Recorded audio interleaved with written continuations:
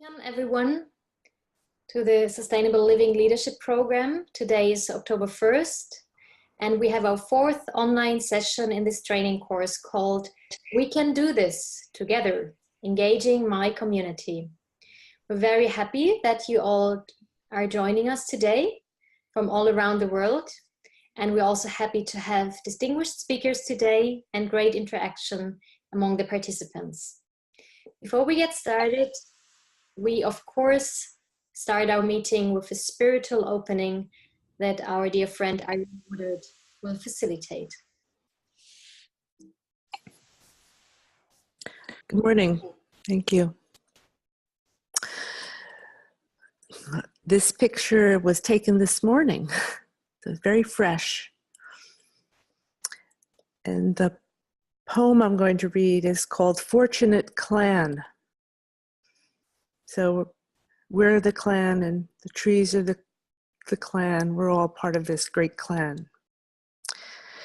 Each man fights, some out of fright, some for survival, some for glory, others for country, a great amount for self. However, a few for the clan. Let us unite, forge ourselves like tempered steel, layer upon layer, fold upon fold. Let us gather like distant mountain ponies coming to a single stream. If we gather in tens, 20s, hundreds upon thousands, it does not matter. Victory will be guaranteed if we fight for the clan. It is the fresh mountain meadows, the precious grassland, the sweet morning milk, the curd which can only be made by fortunate hands. It is the berries, it is the owl, it is the eagle. It is the yak. It is what is ours. It is what we have inherited. It is what others will inherit. It is the clan. It is morning vision. It is traffic in Boston, chaos in New York, snow in Colorado, fog in Halifax Harbor. It is redwood trees that age in dignity.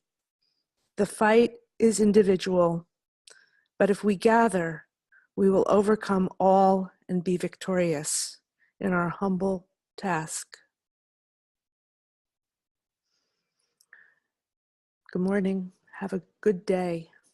Thank you. Thank you, Irene. That's very beautiful.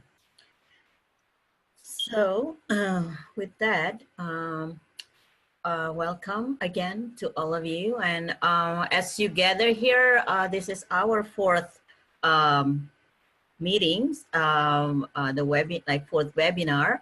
As you can see, the first one, you already experienced why it matters, the impact of sustainable lifestyle changes. And then we also learn about the joyful change, the psychology of the psychology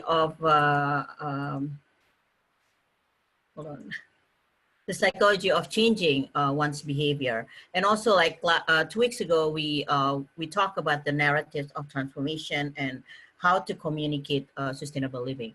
Today, we will learn from our speakers, how can we do this together, engaging our communities. So you will hear this from our speaker later today.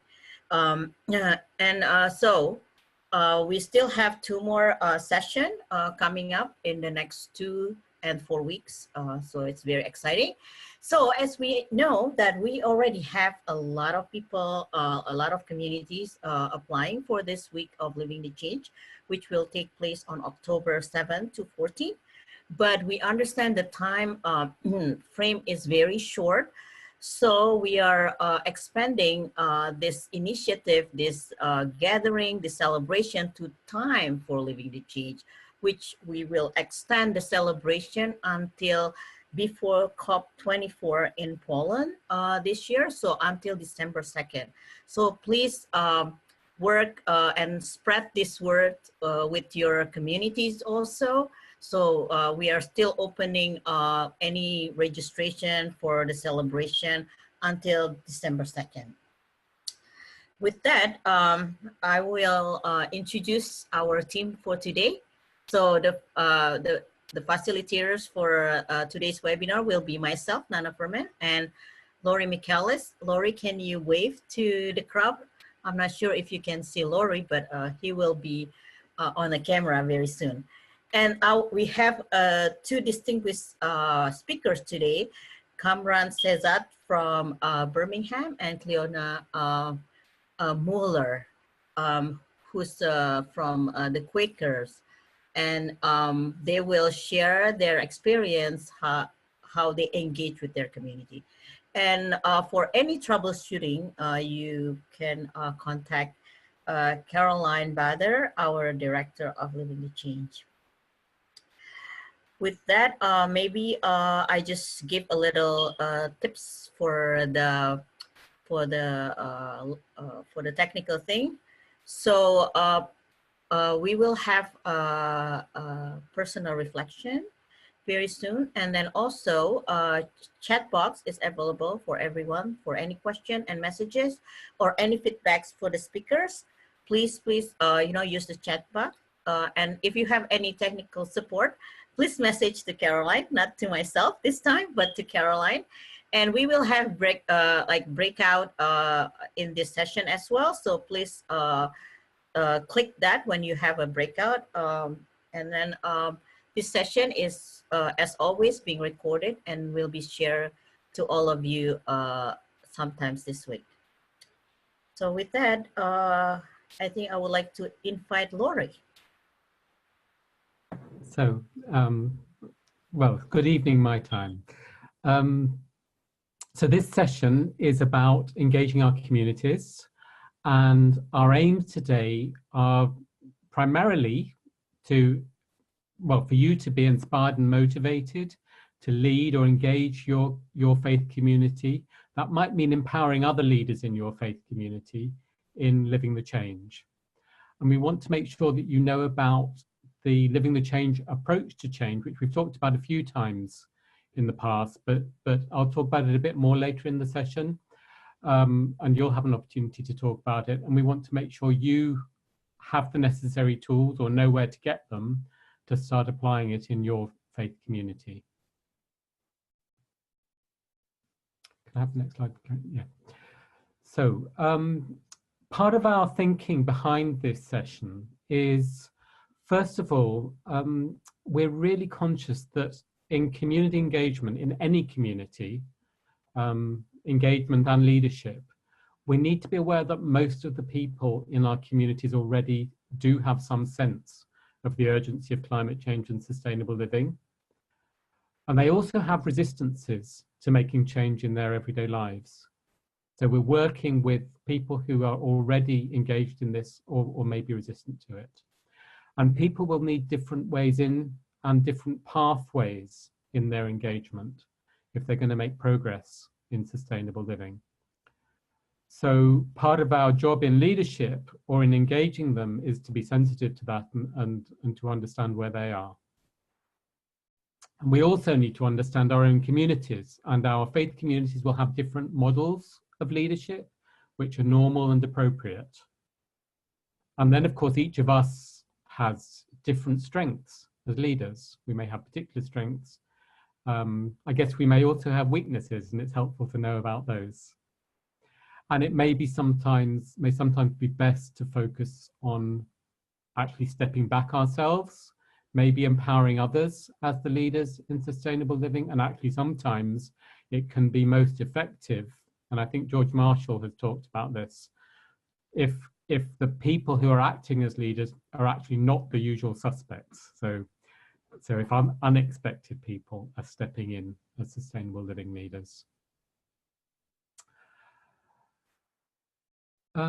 We'd like to invite you now just to take a few minutes. I think we probably have up to about 5 minutes just to reflect. And these are quite big and might be difficult questions, so we're giving you time to reflect on your community and what are the appropriate forms of leadership in your community, on yourself, and what are your personal strengths as a leader, and then what are the aspects of leadership in your community that might need to come from others. So you might want to use, if you have a journal, do it in your journal, do it in a document on your computer, but just make your own notes, just reflect and make your own notes on these 3 questions. All right. So I hope you all have a good reflection, and also thank you for sharing your reflection on the chat bar. That's very important for us to to know that, and you know, also like to others that you know, like just to inspire others also. For example, I would like to read some of them from David Takahashi. Leadership is the best when the led declare we did it this ourselves. That's very deep, like, and very true. And also from Lou Doyle. I'm sorry if I pronounce it not correctly, but yes, if we can recognize and forge pathways to others to work, and that is a good style of leadership. Definitely, you know, like giving pathway and also like guide others and giving others opportunity. That's very good. And from William Keller, forms of leadership appropriate gathering communication, and the strength, his strength is organization skill, initiatives, listening of other leaders, and empathy. I think that's, I hope I get it correctly. And also lastly, appropriate forms of leadership, politicians, business leaders, religious figures, chef, media, schools, people of color, their role to promote, validate, funding, organization support, and know-how. So those are some of the reflection, and I think all those reflections are like wonderful and also useful and beneficial to all of us, and we can learn from each other reflection and use that for our own benefits in trying to take this leadership of, you know, like living the change. So with that, we want to learn from our speakers today how they actually work with their community. So the speakers will share their experience on their leadership in their communities, what worked, what's difficult, and also what they've learned about themselves and about others, how to have these initiatives or like changing lifestyle with their communities. So first, I would like to introduce Kamran Sezat from Birmingham, UK. Kamran is a Muslim and a qualified environmental specialist with practical field and managerial experience in the international development sector, extending over 15 years.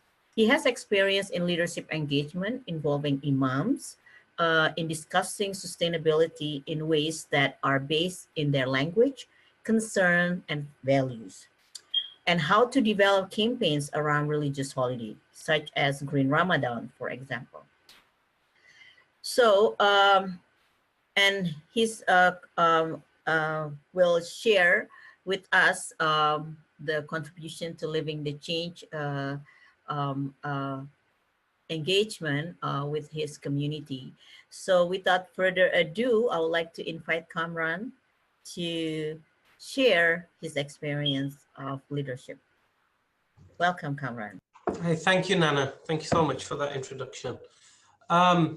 Just to tell you a little bit about myself and how I came into this journey. So for since early 2000s, I've been an aid worker, traveling the world, delivering aid, involved in development work. And over the years, it became apparent through my field experience that to tackle poverty, I need to tackle environmental degradation. So for example, building water wells in many places where we build water wells, these water wells would run out, stop giving water, and after doing some research, it come down to there's mass deforestation taking place, and hence the waters in the aquifers ain't lasting very long.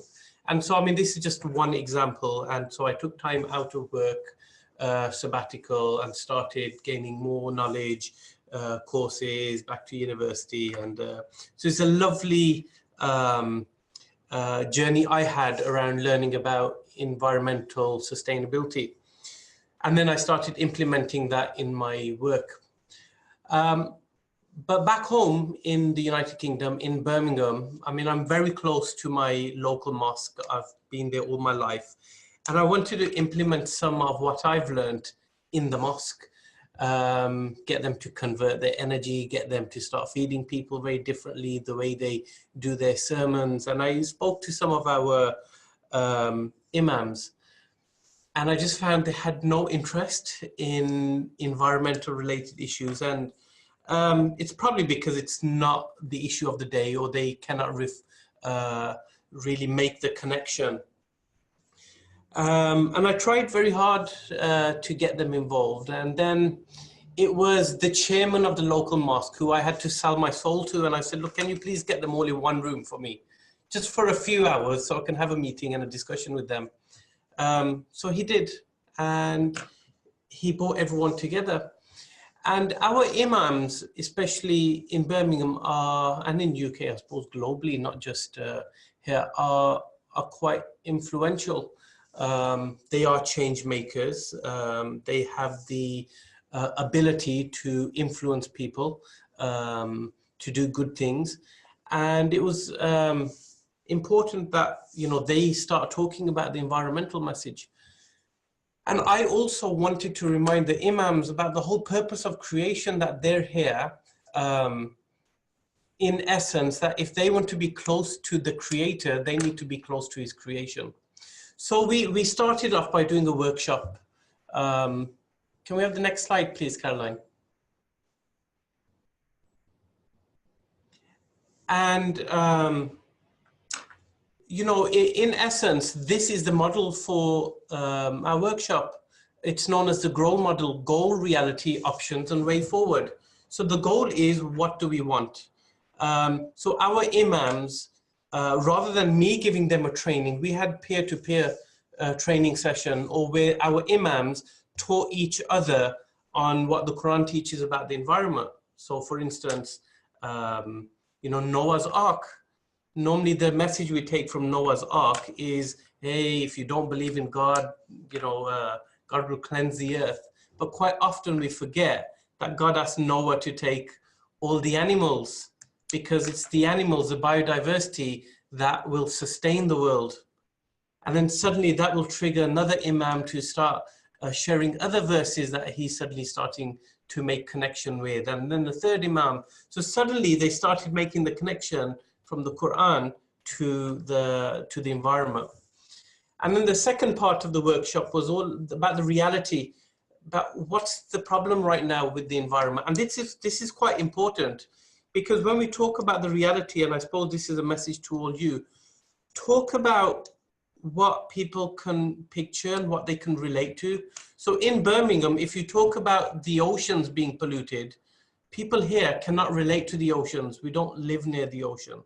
If we talk to them about climate change, they don't see climate change, so it's not big on their agenda.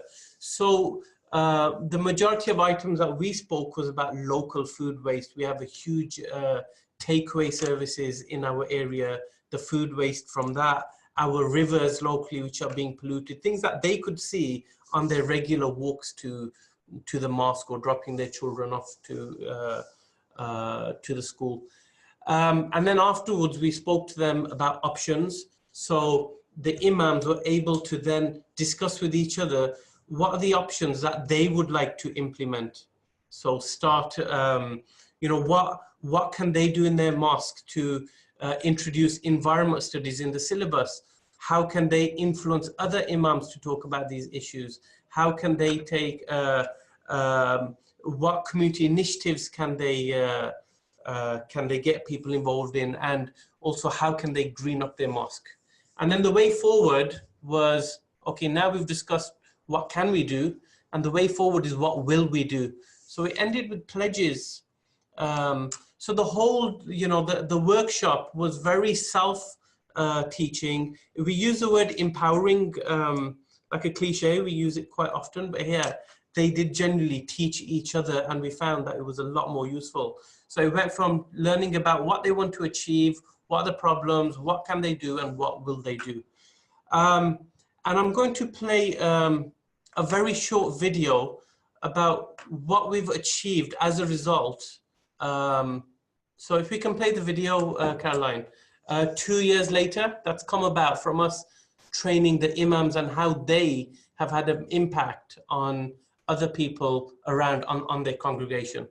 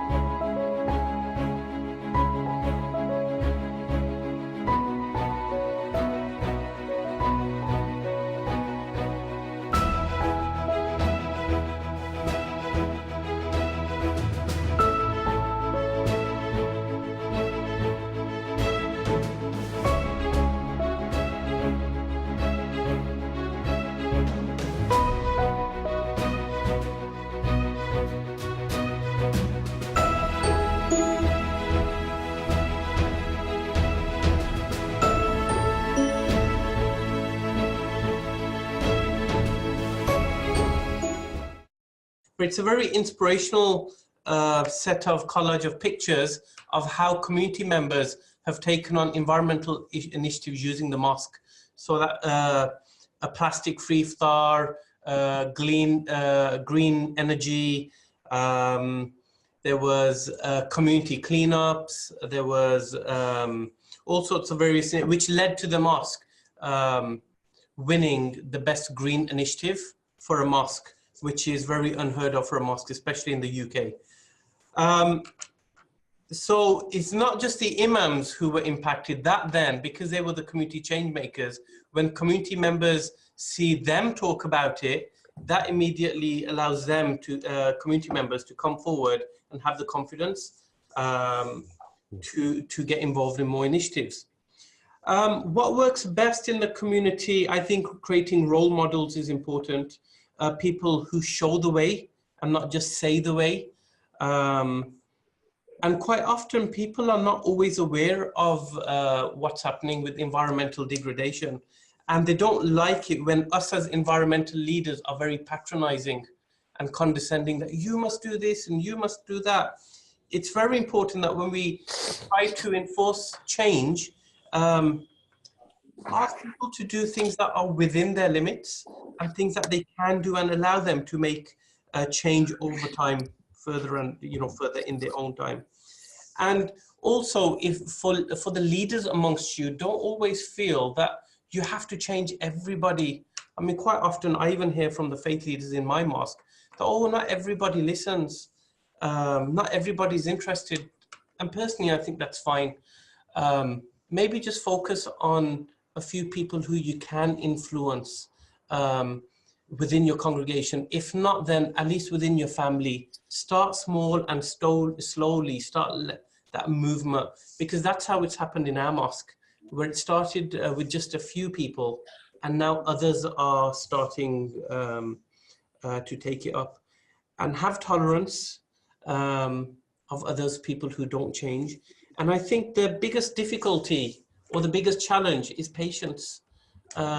Sustainable change doesn't always come about straight away. It's taken me, I'm happy to put my hands up. I was a heavy... And that's what you were trying to do. It's taken me about a few years to reduce my meat consumption from every day to just once a week. So, you know, we need to have patience with people. If they're going to make change in their life, you know, for something that's been a lifetime behavior will not change overnight. Okay, that's enough from me, and I'll send a little video on the chat. Thank you, Kamran. That's very useful and a wonderful work that you've done with the imams in Birmingham, and I hope that's going to inspire many of us here as well. So I would like to invite Laurie to introduce our next speaker. So, I'm really glad to be able to introduce Cleona. Cleona is a friend of mine, and she's also a trustee of my little charity Living Witness, as well as being having a lot of experience of working with Quakers and other people around the spirituality of engaging with the natural world, engaging with sustainable living. She's currently trying to persuade me to start making my own soya milk, and I'm kind of trying to face up to it, but I haven't quite got there. Anyway, so yes, please do go ahead, Cleona.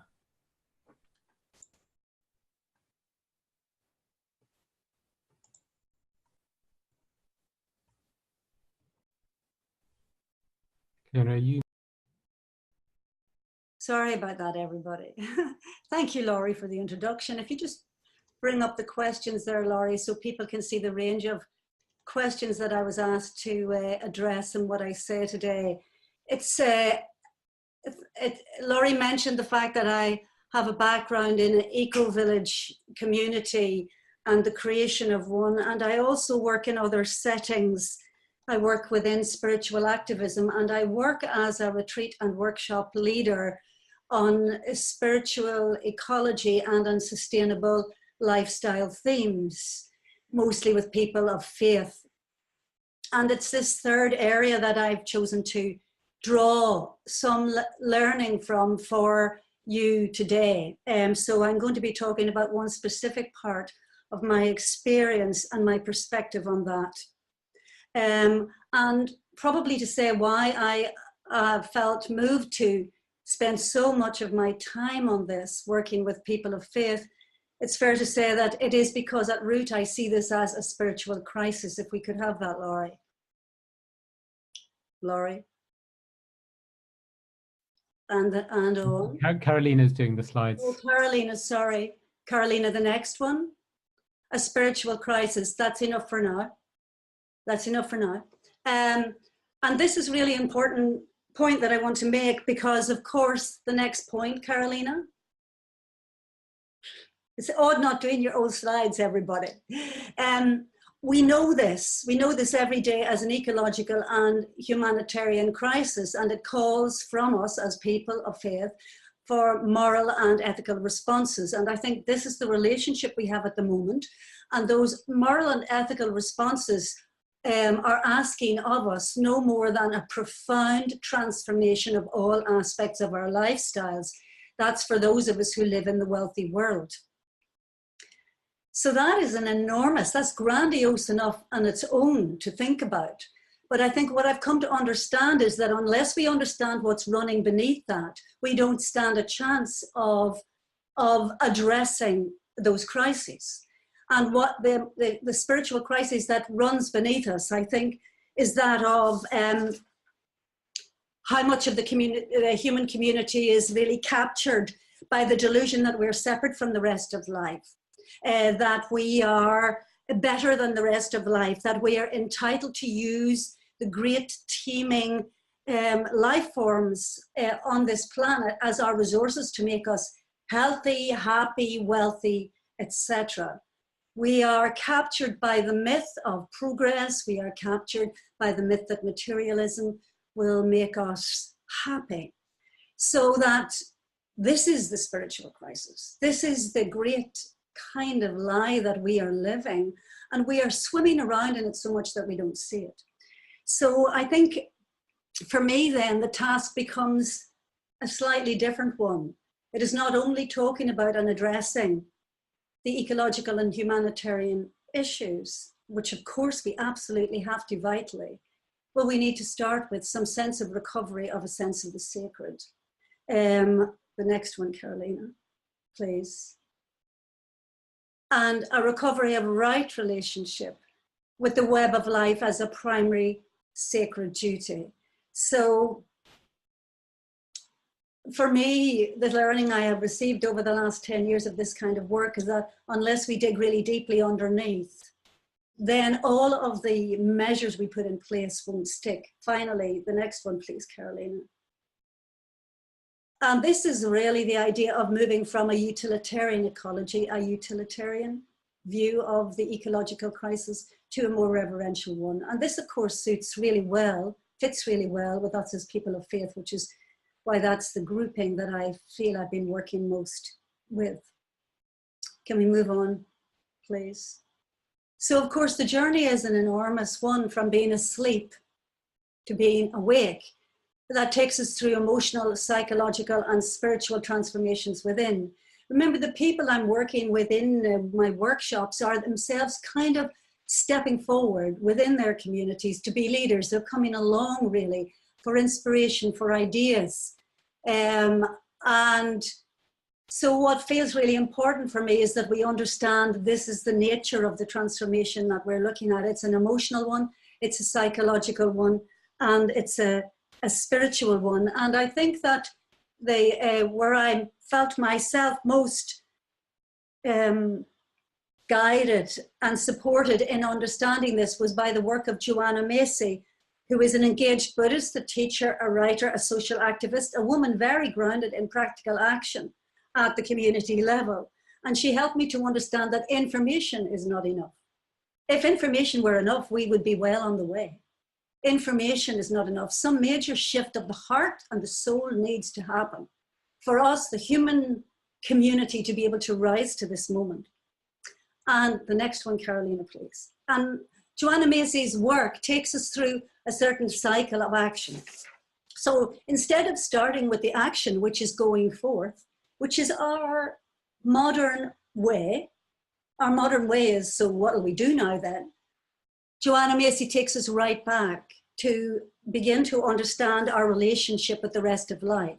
So she takes us right back to start with recovering a sense of gratitude, of awe, of wonder, of understanding that we are intimately part of the web of life, that is our home, that is our birthright.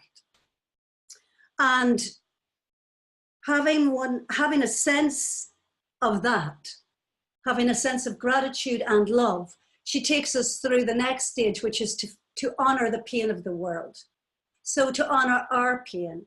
And our pain might be fed upness, it might be fear, it might be stuckness, it might be numbness, it might be grief, it might be any range of these emotions that the human community is encountering at the moment that is stopping them taking action.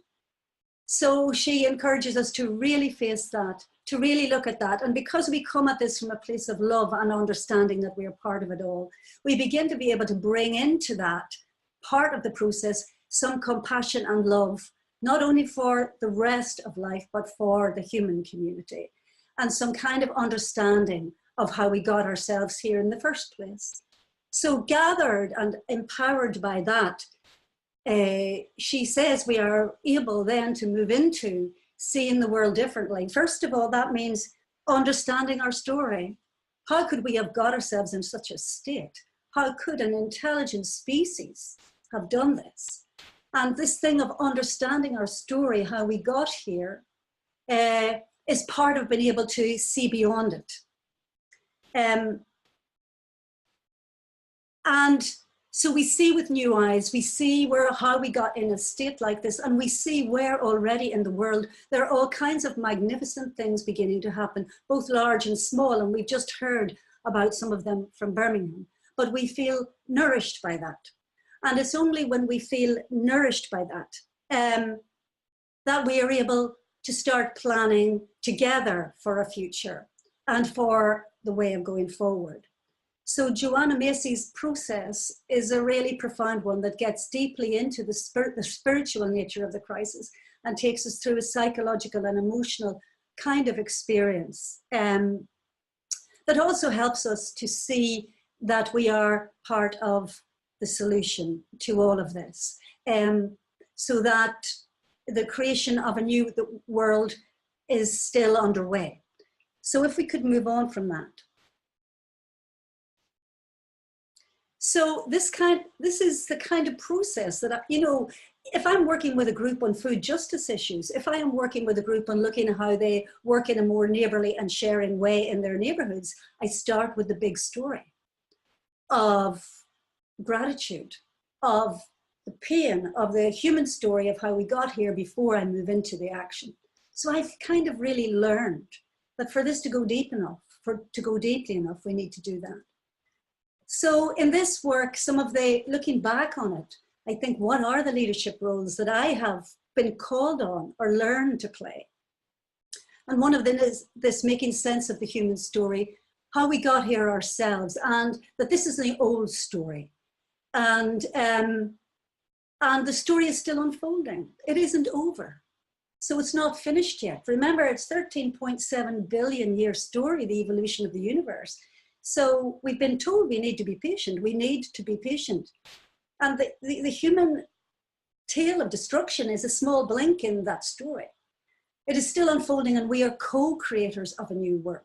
And Thomas Berry would tell us that this is the great work of our time, is to recover the human, to bring the community back into right relationship with the rest of life, and to be co-creators of this new future. So as a workshop leader, of course, I feel called to create the kind of space and structure for this kind of shared spiritual inquiry. And this is a shared discovery that people make together by exploring our story. And my job is simply just to nourish it with stories from elsewhere, with information, with practices that inspire, to really help those people to dig deeply into the reality of our situation, both in terms of how we got here and then the actual state of our world at the moment and what is called for now. Next, please. And all of this working from a place of love, compassion, and possibility. Now, I can only work from that place. I think I have observed in the work that I've done and in the failures that I've had, that if there is any sense of judgment, righteousness, if there is any sense of feeling of inducing a feeling of fear, shame, guilt in people, they entirely close down. Their defenses go up quite naturally, their defenses go up, and their despair grows, but also their creativity and their kind of energy for the future really fades away. So that this is not a place, and that's where Joanna Macy's work really helps us. This is not a place for anything but bringing love, compassion, and a powerful sense of moment and possibility to the work. This, of course, has involved me in advocacy for this kind of approach. People mostly want to get down to the brass tacks of, so what are we going to do then? They really do not know or think that we need to go back through all of this to understand how we got here. Advocacy, and finally, in my own life and in my own ways of being, partly the work of the leader is never to give up on the work of transforming themselves, is never to do that. We are all going through this journey together. Nobody has completed this journey. And it is really important for the leader in the kind of workshops that I have to be part of the gathering, as well as kind of facilitating and nourishing the gathering with things that they need to co-create and collaborate on. Just one more slide. And another one. Thank you. And so here are just some helpful resources that I've made reference to in this that you might find useful in your own work. Thank you. That's it from me. Great. Thank you very much, Cleona. Yes, we, of course, we Quakers are lucky to have Cleona to inspire us fairly regularly, but I hope you've enjoyed that. Can I just say, I'm going to hand over to Nana in a moment. If you've got questions to the speakers, please do write them in the chat bar now. We will be collecting them up and we'll share them with the speakers so that they can reflect on them at the end of the session. So over to Nana. Thank you, Laurie, and thank you, Cleona, for sharing that very insightful and very, I think, beneficial to all of us. So with that, we're going to go to our breakout rooms very soon. But so we want this this part to share your own experience and your own insight. So like, please do very briefly introduce yourself, your name, your faith, or your tradition, and where you're from, which country you're at. And then also, what is your immediate feedback and questions from the two presentations that we just experienced? So, so anything you'd like to share, and we'll hang on to them and add them to the speakers' array of things that they might respond to at the end of the session. But please do share anything that came up in the chat, in the breakout groups that you'd like to. Okay, so the next thing we'd like to look at in this session is the Living the Change approach. We've talked about this before, but we haven't really focused on it much. And we want to make sure you understand how we're thinking, and that you have a bit of a chance to explore how it relates to your community. And again, we're very conscious that faith communities differ widely in how this might look for you. We're seeing this initiative as focusing really on these 6 actions. The first one is about leaders, and as I say, it might look very different depending on your community. If there are high-level leaders willing to commit to deep lifestyle changes, then that can be really helpful in motivating others. And they can also be a powerful voice in the climate policy world. And one of the things we're trying to do through this initiative is to engage with, for example, climate negotiators at the COPs and so on, and having leaders who are making commitments is really helpful in that. Action 2 is about communication, and we spent the last session on that particularly. It may be more about supporting the members of your own community to develop their own story about why this matters to them and to you as a community, and on how they're responding, telling the story, rather than finding magic communication buttons to press in the hope of changing people. Action 3, about having activities and education, can be all sorts of things, but the key really is to get people talking about climate change and sustainable living. And often the best way to do that is actually by having fun with group activities, parties, and shared meals where you have the conversations. Action 4 is about one-to-one relationships, peer-to-peer coaching, maybe buddying, maybe mentoring for people. And those can be really important ways of enabling people to talk about their feelings and the challenges that they're experiencing in their journey to sustainable living. And in a one-to-one setting where it feels safer, where they don't have to expose themselves in front of the group. Yeah, can really share things with one other person. Action 5, public celebration, is what our week or our time of living the change is really about. And that's really important for helping to build a sense of community with shared purpose, achievement around sustainable living. It's really helpful for motivating individuals and the community, and giving us a way of communicating joyfully with the world about our journey. And then action 6, for a lot of our communities, that's probably where they start actually, is on system change and advocacy. And I think maybe for many of us, it's really what it's all about, is changing our own lives is part of showing that a compassionate, sustainable society is possible. And it supports our advocacy for changes by others. And that might include governments and corporations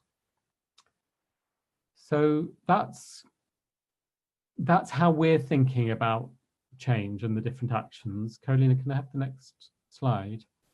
And what we want to invite you to do now is we're going straight back into breakout groups.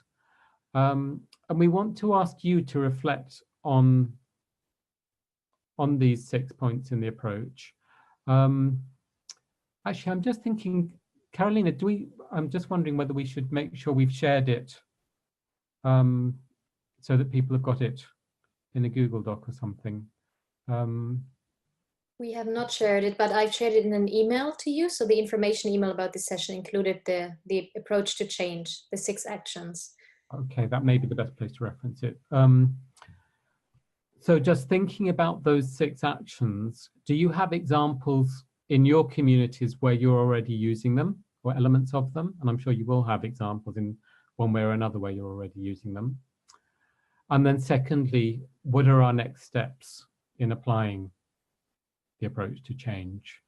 Thank you, everyone. And I hope you all have fruitful breakout.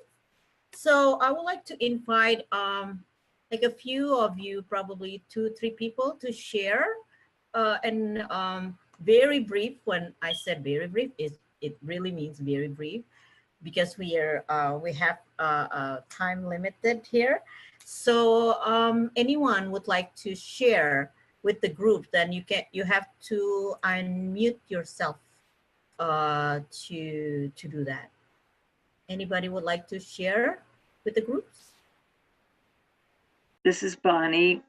One of the things that came out that I just wrote on the chat bar is being able to shift, even in spiritual gatherings and especially in day-to-day life, shifting social conversations into a deeper engagement with some of these questions.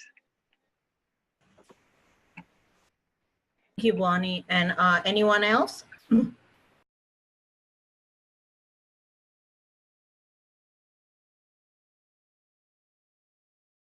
Anybody else would like to share their reflection on this or feedback?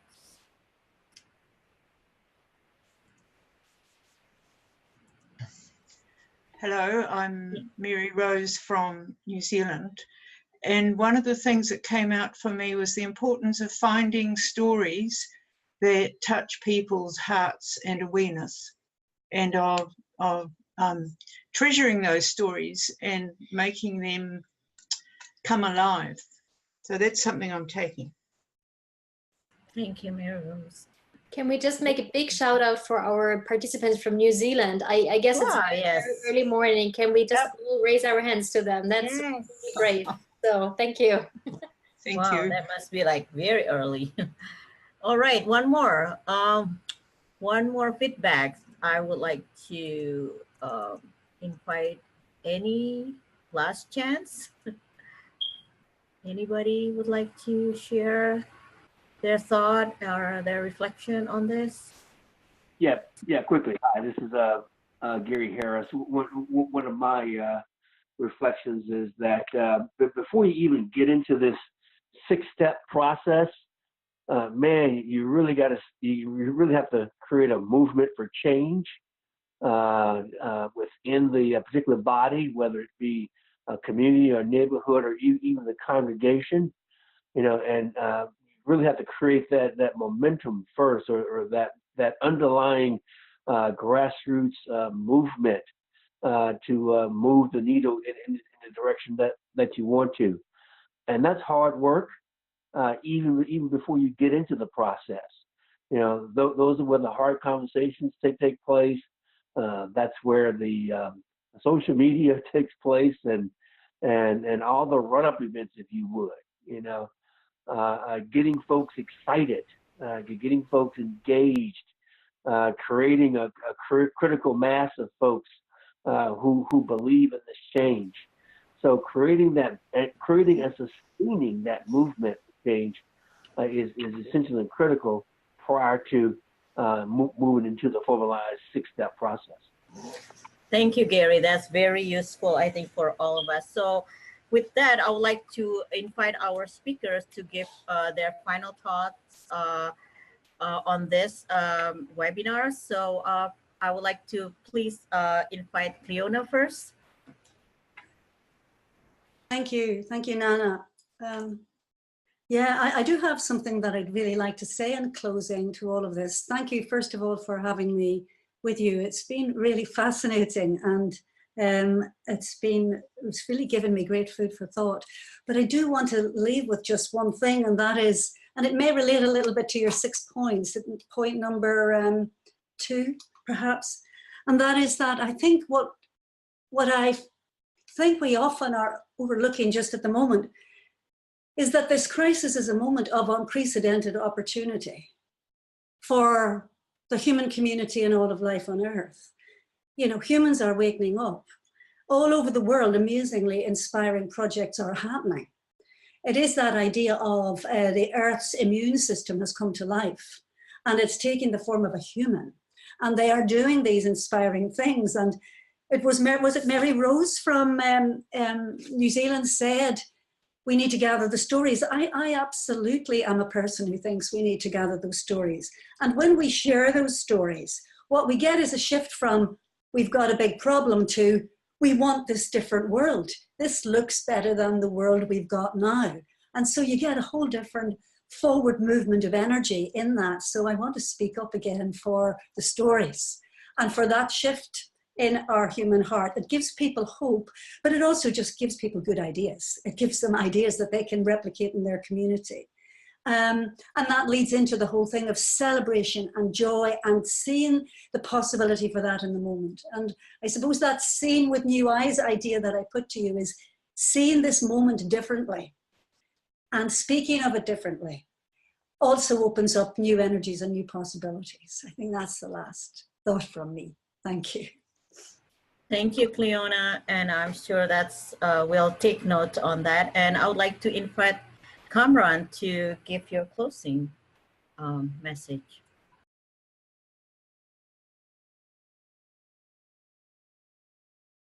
Yeah, okay.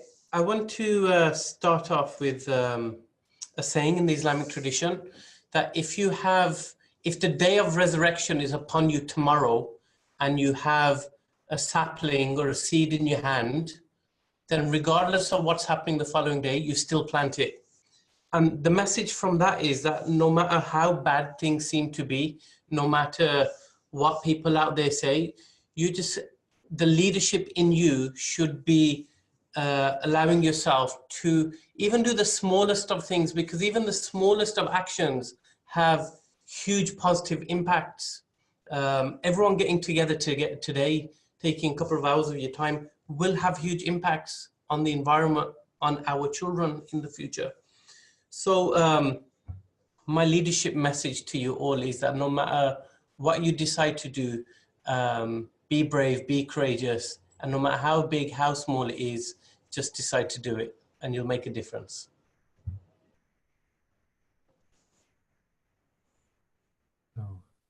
Thank you, Kamran. Thank you, Kamran, for that. And I just want to send a message from Imam Zaid Shakir, who's supposed to be in this session, but he has a conflicting flight schedule. So he sent his apology, but we're going to send his video to all of you. Now I'll get back to Laurie. So just in the last moments, if you've got any more thoughts you'd like to share on the chat, please do.